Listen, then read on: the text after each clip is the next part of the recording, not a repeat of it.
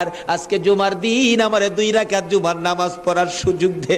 ও নবীর উম্মতেরা, নবীর আশিকেরা, হুসাইনের আশিকেরা গো, এই 2 রাকাত নামাজ জুমার নামাজ ছাইরো না, আমার নবীর শাফায়াত নসিব হবে না। রক্তে লাল হইয়া যদি হুসাইন 2 রাকাত জুমার নামাজ পড়তে পারে গো, আজকাল থেকে কথা দিতে হবে জীবনে কোনোদিন জুমার নামাজ ছাড়তে পারবা না।